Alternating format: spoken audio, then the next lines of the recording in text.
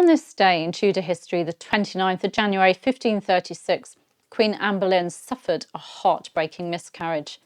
To make this tragic moment even more poignant, it happened on the very same day that her predecessor, Catherine of Aragon, was laid to rest at Peterborough Abbey. For Anne, this wasn't just a personal loss. It marked the moment her already fragile position as queen began to unravel. Without providing Henry VIII with the son he so desperately craved, and with Catherine now gone, Anne's future looked increasingly bleak. Today, I'll explore what happened, the devastating implications for Anne, and the myths that surrounded this tragic event.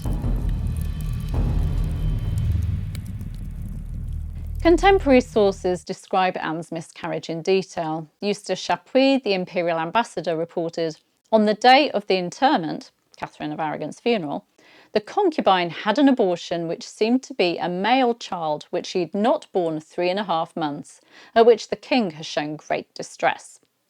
And Herald Charles Risley recorded, 3 days before Candlemas, Queen Anne was brought to bed and delivered of a man-child, as it was said, afore her time, for she said that she had reckoned herself at that time but 15 weeks gone with the child. These accounts confirm that Anne miscarried a male fetus, likely around 15 weeks into her pregnancy. For Anne, who had likely suffered a stillbirth in 1534 and whose only surviving child was her daughter Elizabeth, this loss was catastrophic. It had been her last chance to secure her position as queen. The timing of Anne's miscarriage couldn't have been worse. Just days earlier, Henry VIII had suffered a fall during a jousting match. Although contemporary accounts played down the accident, stating that he wasn't seriously hurt, it was a reminder to Henry VIII of his mortality and the fact that the future of the Tudor dynasty was not yet secure. This event would have intensified Henry's obsession with securing a male heir, a son that Anne, it seemed, could not give him. And all was not well in paradise. Henry may have once been obsessed with Anne, moving heaven and earth to make her his, but Chapuis had observed that Henry had grown increasingly distant from Anne in the months leading up to the miscarriage. According to the ambassador, he barely spoke to her, and after the miscarriage, Henry coldly told her he saw clearly that God did not wish to give him male children. These words must have been devastating for Anne. Without a son, she was left vulnerable to her political enemies, particularly Jane Seymour's rising faction. And Catherine of Aragon's death on the 7th of January 1536 had removed a significant obstacle. With Catherine gone, Henry no longer had to worry about returning to his first wife or acknowledging her as queen if he set Anne aside. Ending his marriage to Anne suddenly became so much easier. He could move on to wife number 3, someone who could give him a son. Over the centuries, Anne's miscarriage has been surrounded by scandal and misinformation, particularly the claim that the fetus was deformed. This idea has been used to portray Anne as a witch or an immoral woman capable of incest, but it has no basis in contemporary accounts.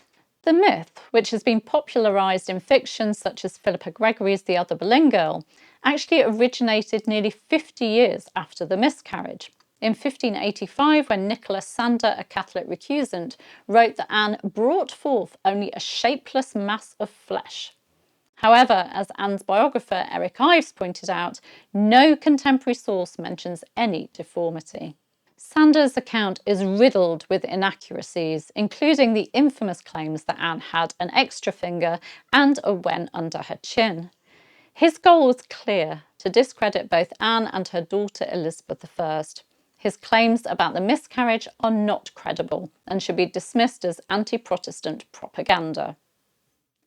Anne's miscarriage wasn't just a personal tragedy, it was a political disaster. She'd failed to produce the male heir Henry VIII believed was essential for the Tudor dynasty, and her political enemies were quick to exploit her weakened position. Jane Seymour, one of Anne's ladies-in-waiting, was increasingly capturing Henry's attention, and the miscarriage gave the king an excuse to distance himself further from his second wife, and Anne's inability to secure her role as queen left her dangerously exposed. What makes Anne's story even more tragic is how she was remembered, or rather, how she wasn't. Instead of being seen as Henry's true queen because she'd mothered his son, which she didn't, Henry chose to erase Anne entirely from his life. Within days of Anne's execution, Henry married Jane Seymour, a woman who, unlike Anne, was able to give him the son he desperately craved. In stark contrast to Anne, Jane Seymour was remembered with reverence by Henry. When she died in 1537, just days after giving birth to Prince Edward, Henry ensured that she would always be regarded as his true wife, depicting her in paintings of the Tudor family and the Tudor dynasty, even when he was married to Catherine Parr. And he chose to be buried beside Jane at St George's Chapel in Windsor, ensuring their eternal association. Anne, on the other hand, was executed as a traitor and buried unceremoniously at the Tower of London, her memory overshadowed by the scandal and accusations surrounding her final days. Yet, in the end, it was Anne Boleyn who had the last laugh, don't you think? Although Henry sought to erase her, their daughter Elizabeth became one of the greatest monarchs in English history. Elizabeth I reigned for 44 years, bringing stability and prosperity to England, far outshining her half-brother Edward and ensuring her mother's legacy lived on. Anne's miscarriage on the 29th of January 1536 wasn't just the loss of her child, it marked the loss of everything she'd worked for, her position, her security and her future. But through her daughter, Anne's name would be forever tied to a golden age in English history, ensuring that her influence endured long after Henry and Jane were gone. What are your thoughts on this tragic event? Do let me know in the comments. And if you enjoyed this video, please give us a like, subscribe to the channel and hit the notification bell so you don't miss future episodes. Thank you so much for watching. I'll see you next time for more Tudor history.